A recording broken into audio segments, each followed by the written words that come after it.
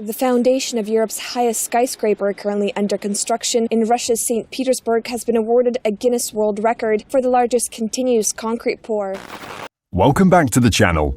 Today we're going to discuss a topic that involves architecture, geopolitics, and economic transformation. That is, Russia's Lakhta Center, which is the tallest building in Europe. That gigantic skyscraper outside St. Petersburg can symbolize more than just a mere architectural achievement. It embodies the best of the modern ambitions of Russia, but its existence raises many questions regarding the country's future in light of new global developments. What is its history? How many iterations did it need to go through before reaching its current structure?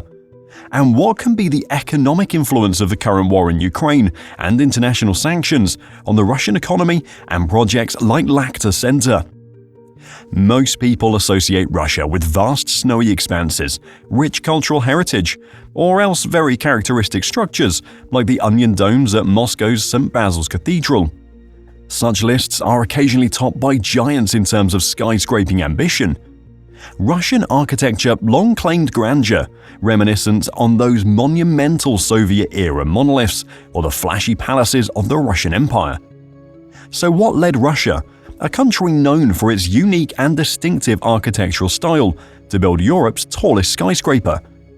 The answer lies in a fascinating cocktail of ambition, economic might, and a penchant for wielding influence in the global arena. Apart from being an architectural marvel, the Lakhta Center symbolizes the global might of Gazprom and, by extension, Russia. Gazprom is Russia's largest entity and therefore the largest in its whole energy sector. Tightly wedded to the state of Russia, the firm falls under the entity of Russia's economy and, more interestingly, geopolitics. When Gazprom decided to create a new headquarters, it needed an appropriate building reflecting not only its dominance within the territory, but also over the world. The Lakhta Center was conceived as a symbol of Gazprom's strength and Russia's ambitions. The idea behind this massive structure was born during the early 2000s in a competition that Gazprom had called to host several of the world's best architectural design companies to design its new headquarters. The competition had gained such great attention that all firms around the world were vying to try their luck at making a mark on what was destined to become a landmark building. RMJM, a firm known for innovative designs and groundbreaking ideas, won the competition with their submission. The vision beyond the Lakhta Center goes beyond an office building in terms of functionalities, but also stands as a symbol of Russia's global presence. Why was this building sited in St. Petersburg and not in Moscow, the capital of both the political and financial world in Russia? Choices were strategic as well as symbolic.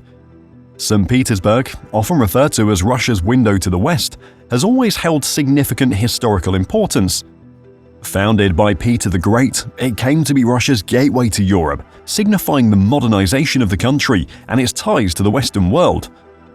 By locating the Lakhta Center in St. Petersburg, Gazprom was making a massive statement.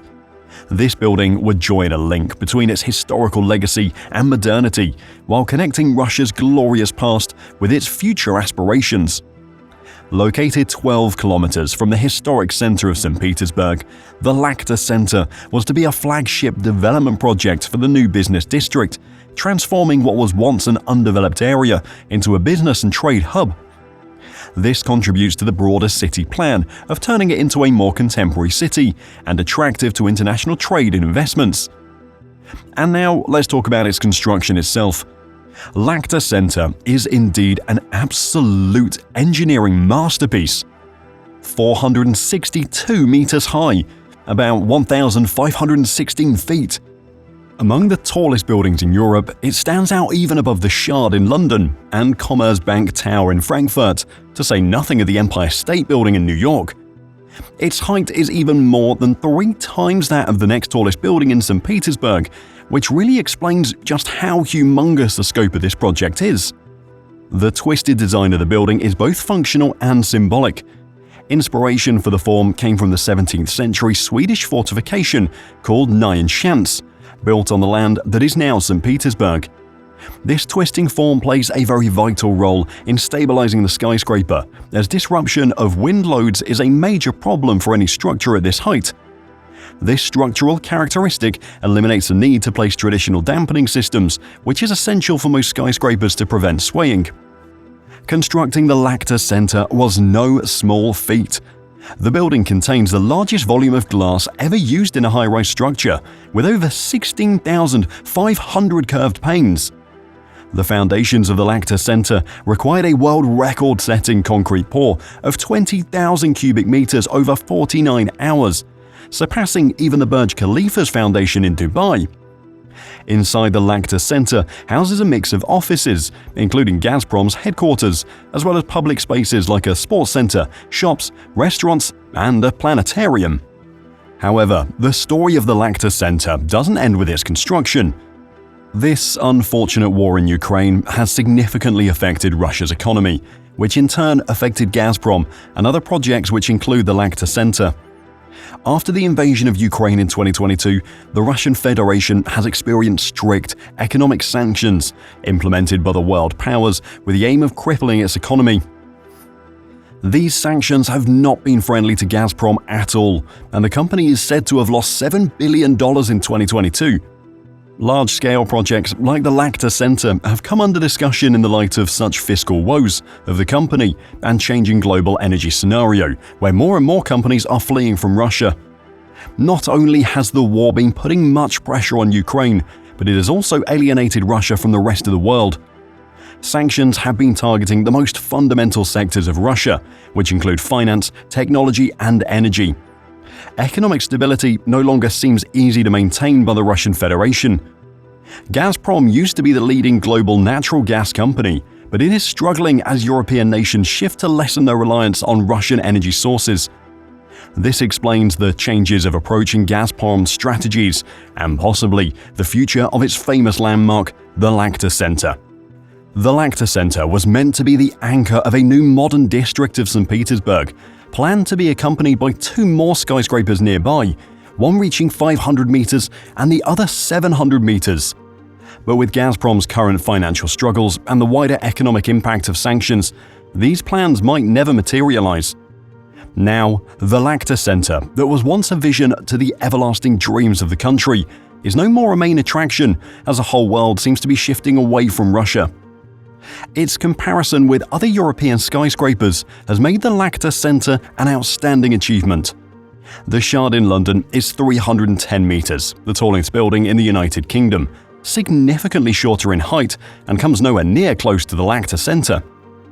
Even the Warsaw Tower in Warsaw, which is the tallest building in the European Union, only reaches 310 meters. The Lakhta Center's height places it in a class with skyscrapers in North America and Asia, where cities like New York, Hong Kong, and Dubai dominate the skyline with towering structures.